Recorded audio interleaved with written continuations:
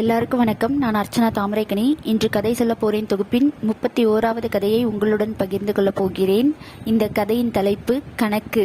இந்த கதையை எழுதியவர் ஜெயமோகன் அவர்கள். வாங்க கதைக்குள்ள போகலாம். எல்லாருக்குமே தெரியும், உழைக்கிற வர்க்கம் ஒன்று இருக்கு, அதை உழைக்கிறத சாப்பிட்டு பிடுங்கி சாப்பிட்ற வர்க்கம் ஒன்று இருக்கு. அதே மாதிரி ஏமாறுற வர்க்கம் ஒன்று இருக்கு, ஏமாத்துற வர்க்கம் ஒன்று இருக்கு. இங்க யார் ஏமாறுறாங்க, யார் ஏமாற்றத்தை கொடுக்குறாங்கன்னு பார்க்கலாம் வாங்க. இந்த கதையில கதையை சொல்றவர் ஒருத்தர், அதுக்கு மேலாள்னு ஒருத்தர், கருணாகரன், அச்சுதன், அண்ணாச்சி, இந்த 4 பேரும் ஒரு வீட்டுக்கு திண்ணையில் உட்காந்து பேசிட்டு இருக்கிறாங்க. அப்போ அங்க கோலப்பன் ஆசாரின்னு ஒருத்தரை கூட்டிட்டு வராரு. அது யாருன்னா காளியன். அந்த காளியனை கூட்டிட்டு என்ன சொல்றாருன்னா, பிள்ளை, இவங்கிட்ட ஒரு பொருள் இருக்கு, இவன் பேரு காளியன், இவங்கிட்ட அந்த பொருள் இருக்கிறத நீங்க உங்ககிட்ட ரூபா இருந்தா வாங்கி போடுங்களே, பிற்காலத்துல உதவும் அப்படின்னு சொல்றாரு. அந்த ஆள் பாக்குறதுக்கு எப்படி இருக்கிறாருன்னா, குள்ளமா கருப்பா, ரொம்ப அப்பவையான முக தோற்றத்தோட, பல்லு லைட்டா மேல தூக்கிட்டு இருக்கிறனால எப்பவுமே பாக்குறதுக்கு சிரித்த முகமா இருக்கிற மாதிரி இருக்காரு. அவர் பாக்குறதுக்கே எப்படி இருக்கிறாருன்னா, ரொம்ப ஒரு மலைவாழ் மக்கள் இருப்பாங்களே அந்த மாதிரிதான் இருக்காரு. அவரு மலைவாழ் மக்கள் தான். அவர் இவங்களை பார்த்தோன்னே அப்படியே குனிஞ்சு வணக்கம் சொல்லுவாங்கல்ல, அந்த மாதிரி வணக்கம் சொல்றாரு. வணக்கம் சொல்ல உடனே, அப்படி உங்ககிட்ட என்னலே பொருள் இருக்கு காட்டலே அப்படின்னு சொல்றாங்க அந்த 4 பேரும். இவரும் அந்த சாக்குப்பையிலிருந்து ஒரு பொருள் எடுத்து காட்டுறாரு. அது பார்க்கறதுக்கு எப்படி இருக்குன்னா, மரத்தால செஞ்ச பழாப்பழம் இருக்கு இல்லையா, அந்த மாதிரி இருக்கு. அதுக்கு மேலே எல்லாம் முற்கள் அப்படியே அழகா, உண்மையான பழாப்பழம் எப்படி இருக்குமோ அந்த மாதிரி இருக்கு. இதை செஞ்சது உண்மையாவே ஒரு திறமையான கலைஞன் தான் செஞ்சிருக்கிறான் அப்படின்னு சொல்லிட்டு அந்த 4 பேரும் ஆச்சரியமா வாங்கி பாக்குறாங்க. அந்த பழாப்பழத்தோடைய நுனியில எப்படி இருக்குன்னா, ஒரு வெண்கலத்தால ஆன ஒரு தடிமண் மாதிரி ஒண்ணு இருக்கு. அது பிடிச்சி தூக்குறதுக்காக. இப்போ அது ஒரு கரண்டி ஷேப்ல இருக்குன்னு வச்சுக்கோங்களேன். பழாப்பழம் ஒரு வெண்கலத்தால கரண்டி ஷேப்ல இருக்க ஒரு பிடிக்கிறதுக்காக ஒரு கைப்பிடி இப்படி இருக்கு. அந்த பழாப்பழத்தை இவங்க திருப்பி திருப்பி பாக்குறாங்க. அது பாக்குறதுக்கு ஒரிஜினல் பழாப்பழம் மாதிரியே இருக்கு. ஏன்னா இப்போ ஒரு பழாப்பழம் நம்ம செய்யறோம்னு வச்சுக்கோங்களேன், பழாப்பழம் நேரா வரிசையா தானே செய்வாங்க. செய்யும் போது அப்படிதான் பண்ண முடியும். ஆனா இப்போ ஒரிஜினல் பழாப்பழத்துல அங்கங்கதான் முள் இருக்கும். அது வரிசைக்கெல்லாம் கணக்கு இல்லை. அதே மாதிரி தான் இதுலயும் பார்த்தா செஞ்ச மாதிரியே இருக்காது. அங்கங்க முள் இருக்கும். ஆனா முழுசுமா அந்த பழாப்பழத்தை அப்படியே சுத்தி அவங்க பண்ணியிருப்பாங்க. அது உண்மையிலேயே ஒரு நல்ல திறமையான கலைஞனாலதான் பண்ணியிருக்க முடியும்னு சொல்லிட்டு எல்லாருமே பேசிக்கிறாங்க. அப்புறம் அந்த அச்சுதன் நாயர் இருக்காரு இல்லையா, அவர் கேட்கிறாரு, அந்த அண்ணாச்சி, எப்படியில உனக்கு இந்த பொருள் கிடைச்சது அப்படின்னு சொல்லி கேட்கிறாரு. அப்போ அவர் என்ன சொல்றாருன்னா, இது எங்க தாத்தாவுக்கு கொடுத்த பொருளுங்க ஐயா அப்படின்னு சொல்றாரு. உங்க தாத்தாக்கா, அவருக்கு எப்படி இல்லை கிடைச்சது இது அப்படின்னு கேட்கும்போது, அவர் கரிமூப்பில் நாயர் குஞ்சன் அவர் தான் கொடுத்தாரு அப்படின்னு சொல்றாங்க. அந்த கரிமூப்பில் நாயர் குஞ்சன்றவர் கொஞ்சம் அந்த முன்னாடி இருந்த அந்த ஒரு நல்ல பணக்கார ஒருத்தர், அதனால இவங்களுக்கு எல்லாருக்குமே அவர் தெரியும். அவர் எப்படி இல்லை உங்க தாத்தாக்கு பழக்கம் அப்படின்னு சொல்லும்போது, எங்க தாத்தா கணக்கு கண்ணாலே பார்த்து போட்டுருவாருங்க ஐயா. அந்த திறமையை ஒரு தடவை அவர் சோதிச்சு பார்த்தாரு. அது உண்மையா இருக்கும் பட்சத்துல அவங்க அவரு எங்க தாத்தாக்கு இதை பரிசா கொடுத்தாரு அப்படின்னு சொல்றாங்க. அப்படியா, உங்க தாத்தாக்கு அப்படி என்னல திறமை அப்படின்னு சொல்லும்போது, அவர் நெல் இருக்கு இல்லைங்களா, அந்த நெல்லை பார்த்தே ஒரு வயல்ல நாத்து எவ்வளவு இருக்கோ அதை பார்த்து கரெக்டா எண்ணி சொல்லிடுவாரு அப்படின்னு சொல்றாங்க. அப்படியா அப்படின்னும் போது, என்னல கதை விடுற அப்படின்னும் போது, ஆமாங்க ஐயா உண்மையாதான். அதே மாதிரி ஒரு எத்தனை பயிர் இருக்குன்னு சொல்லிடுவாங்க. நெல் மணிகள்லாம் முத்துனதுக்கு அப்புறம் அதை எடுத்துட்டு வைக்கும் போது ஒரு நாத்துல எத்தனை நெல் இருக்குன்னு வரைக்கும் சொல்லுவார் அவர் கரெக்டா அப்படின்னு சொல்லும்போது, அப்படி ஒரு திறமையா, பரவாயில்ல அப்படின்னு சொல்லும்போது, இவர் என்ன சொல்லுவாருன்னா, கொஞ்ச நேரம் கழிச்சு அவங்க என்ன சொல்லுவாங்க, பரவாயில்ல நெல்மணியெல்லாம் எண்ணிடுவாரோ அப்படின்னு சொல்லிட்டு, ஓ அப்போ பெண்களுடைய தலையில எத்தனை முடி இருக்குன்னு கூட எண்ணிடுவாரு அப்படின்னு சொல்றாங்க. அப்படி சொன்ன உடனே அந்த 4 பேர் இருக்கிற கும்பல் சிரிக்கிறாங்க. இவருக்கு ரொம்ப ஒரு கஷ்டமா இருக்கு அந்த இடத்துல, தன்னுடைய தாத்தாவின் திறமை எப்படி சொல்றாங்களே அப்படின்னு சொல்லிட்டு. ஆனா அவங்க பணக்கார வர்க்கம் தானே, அதனால அவங்களால இவரால் எதுவும் எதிர்த்துலாம் பேச முடியாது. அதனால அமைதியா தலை குனிஞ்சு நின்னுக்கிறாரு அந்த காளியன். கொஞ்ச நேரத்துக்கு அப்புறம் அவர் சொல்றாரு, இவ்வளவுதானா, வேற ஏதாவது இருக்காம்ல அப்படின்றாரு. அந்த திறமை எனக்கு கொஞ்சம் இருக்குங்க ஐயா அப்படின்னு சொல்றாரு. உனக்கு எப்படி இல்லை அப்படின்னு சொல்லிட்டு, சரி சோதிச்சு பார்த்துருவோமா அப்படின்னு சொல்லிட்டு அந்த வீட்டுக்குள்ள அந்த அண்ணாச்சுன்றவர், அவர் வீடு தானே, அங்க உள்ள போறாரு. உள்ள போயிட்டு அங்க எப்படி இருக்கும்னா, ஒரு பாய் இருக்கு. அந்த பாய் குச்சியில் வந்து பாய் நிறைய இருக்குது. அது மேலே வந்து நிறைய உளுந்துகள் கொட்டப்பட்டிருக்கு. உளுந்து அதை வந்து ஒரு 2 கைப்பிடி எடுத்துகிட்டு வராரு.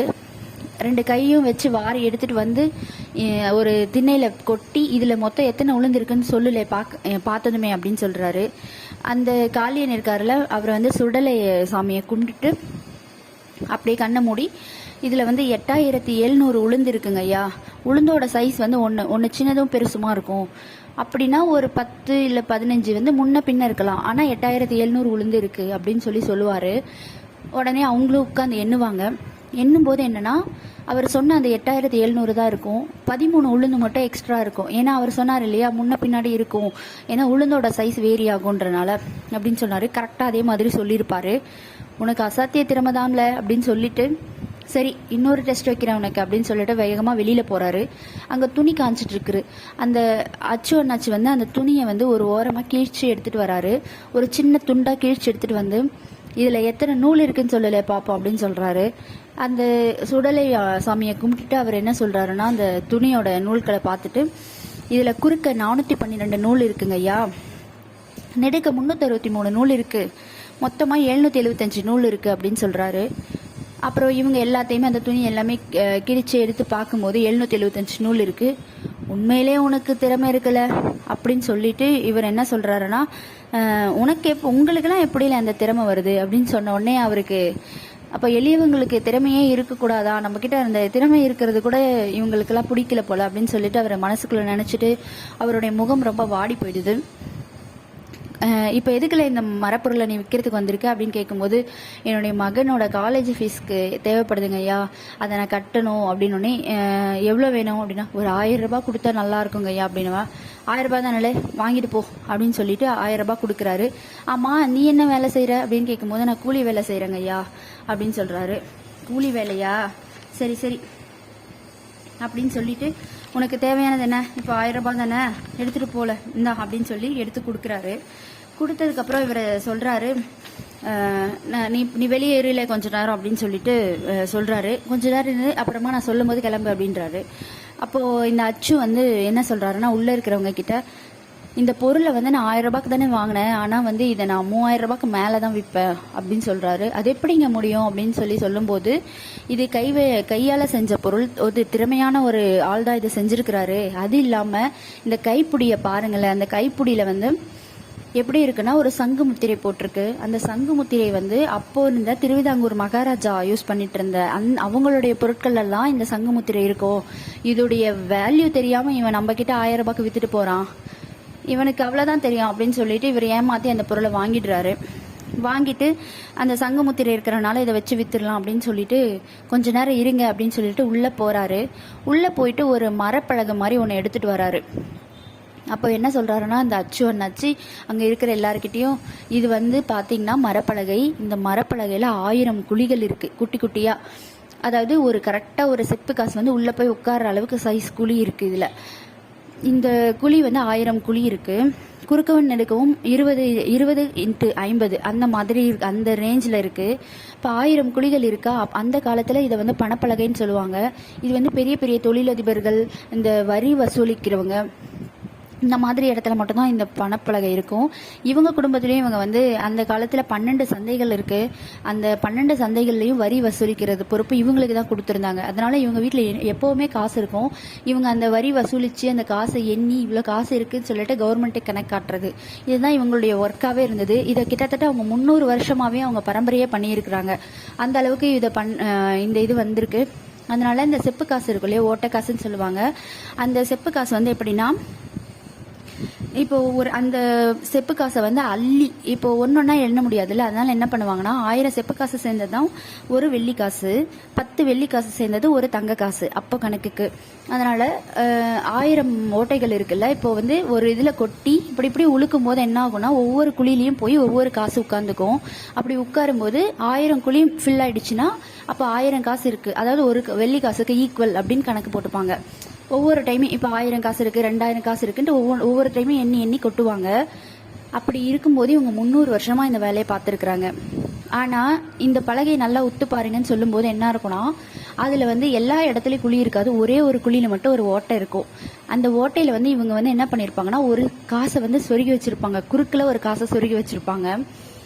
அப்போது என்ன ஆகுனா, இப்போ ஒரு தடவை எடுத்து கொட்டும் போது 1000 காசு இருக்கிற மாதிரி தானே இருக்கும். ஆனால் அதில் ஒரு காசு மட்டும் குறுக்கில் சொருகி வச்ச காசு அப்படியே நிற்கும். அதனால் அவங்க கொட்டும் போது அதில் 999 காசு தான் இருக்கும். அந்த மீதி ஒரு காசை இவங்க திருடி வச்சுப்பாங்க. இதே மாதிரியே எண்ணுவாங்க. அப்படி எண்ணும்போது ஒரு காசு தானே அப்படின்னு அவங்க சொல்லுவாங்க. அடே பைத்தியக்காரங்களா, நாங்கள் சில நேரத்தில் ஒரே நாளில் 5000லேருந்து 10,000 காசு வரைக்கும் எங்களுக்கு கிடச்சிருந்துருக்கு. அப்போ ஒரு எண்ணிக்கைக்கு ஒரு காசு, அந்த மாதிரி ஒரு 5000 டைம்லாம் நாங்கள் ஒரே நாளில் எண்ணியிருக்கிறோம், 10,000 டைம்லாம் எண்ணியிருக்கிறோம் அதிகபட்சமாக. அப்போ பார்த்தீங்கன்னா எங்களுக்கு 10,000 வெள்ளி காசு ஒரு நாளைக்கே கிடச்சிருக்கும், அந்த ஒரு செப்பு காசு கிடச்சிருக்கும். அதை வச்சா எவ்வளோ வெள்ளி காசுன்னு கணக்கு போடுங்க. இது மாதிரி நாங்கள் 300 வருஷம் இந்த வேலையை செஞ்சுருக்கிறோம் அப்படின்னு சொல்லும்போது அவங்க ஒரு காசு திருடப்பட்டு ஒவ்வொரு காசாக எடுத்து இவ்வளோ வந்து ஒரு சேர்த்து வைக்க முடியுமா அப்படின்னு சொல்லி அவங்க யோசிக்கிறாங்க. ஆனால் அப்போது அந்த மாதிரி தான் அவங்க அந்த அரசாங்கத்தையும் அவங்க ஏமாற்றி அவங்க இந்த 300 வருஷமாக இந்த வரி வசூலிக்கிற இதில் ஏமாற்றிருக்கிறாங்க. எப்படி பார்த்தீங்களால கரடி நாயரோட மகன் இப்படி சம்பாதிச்சிருக்கிறோம் அப்படின்னு சொல்லி அந்த அச்சு அண்ணாச்சி சொல்கிறாரு. உடனே அங்கே இருக்கிறவங்கெல்லாம் எப்படியெல்லாம் ஏமாற்றிருக்கிறாங்க பாருங்க அப்படின்னு சொல்லி ஆச்சரியப்படுறாங்க. உடனே அந்த அச்சு அண்ணாச்சி என்ன சொல்கிறாருன்னா, இப்போ ஒருத்தன் போனால அவனை கூப்பிடலை அப்படின்னு சொல்கிறாரு.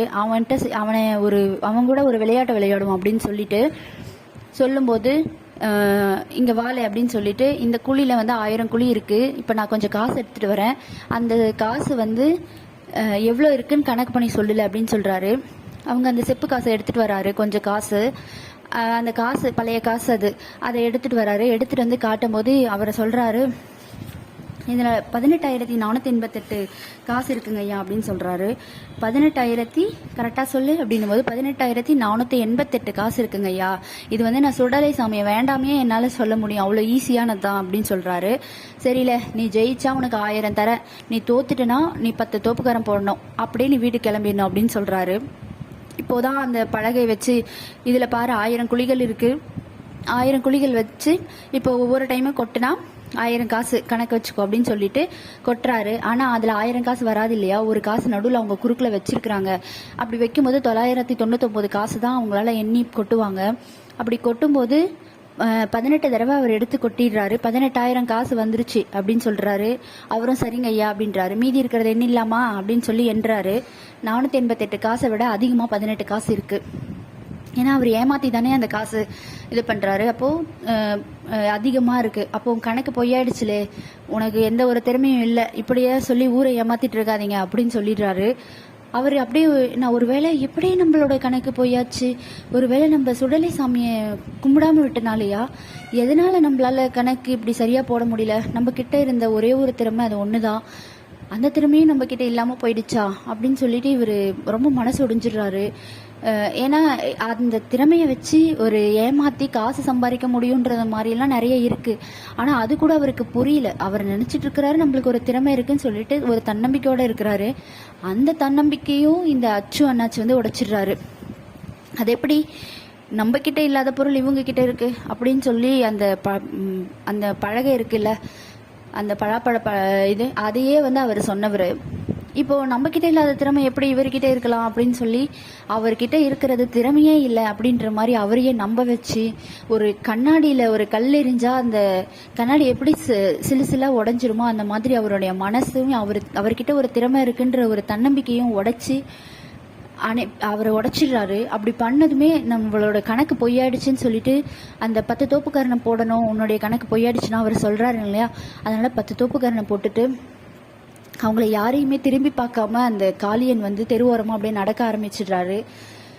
அந்த கதை இப்போ சொல்லிட்டு இருக்காரு இல்லையா நம்மளுக்கு, அவர் வந்து என்ன சொல்கிறாருன்னா, இந்த விஷயத்த அவங்ககிட்ட சொல்லிடலாமே, அவன் பாவம் தானே, இனிமேல் அவன் கணக்கு போடுறதுக்கு யோசிப்பான்ல, பயப்படுவான் இல்லை நம்ம சொல்கிற கணக்கு சரியா தப்பான்ட்டு, எங்கே ஏதாவது போடும்போதும் அவனுடைய தன்னம்பிக்கையை உடைச்ச மாதிரி ஆயிடுச்சு அப்படின்னு சொல்கிறாங்க. அதெல்லாம் ஒன்றும் இல்லைங்க, இதெல்லாம் நம்ம யார்கிட்ட என்னென்ன இருக்கணுமோ அதுதான் இருக்கணும், எல்லார்கிட்டையும் எல்லாமே இருக்கக்கூடாது அப்படின்னு சொல்லிட்டு அந்த அச்சு அண்ணாச்சி சொல்கிறாரு. இதோட இந்த கதையை முடிச்சிடுறாங்க. அந்த அச்சு அண்ணாச்சின்றவர் வந்து ஏமாத்துறவர் தான். அவர் வந்து என்ன நினைக்கிறாருன்னா, நம்ம கிட்ட தான் எல்லாமே இருக்கணும், அதாவது ஒரு லெவல் ஆஃப் மனுஷங்க இருக்காங்களா அவங்க கிட்ட மட்டும் அது பணமாக இருந்தாலும் சரி, பொருளாக இருந்தாலும் சரி, அது உயர்ந்த இடத்துல இருக்கிற மனிதர்கள் கிட்ட மட்டும்தான் இருக்கணும், கீழே இருந்தவங்க கிட்ட இருக்கக்கூடாது அப்படின்ற எண்ணத்துல தான் அவர் இதை பண்றாரு. அவருடைய தன்னம்பிக்கையும் திறமையும் இல்லை அப்படின்னு அவருடைய போலி கணக்கால நிரூபிச்சிட்டார் அந்த இடத்துல. நன்றி.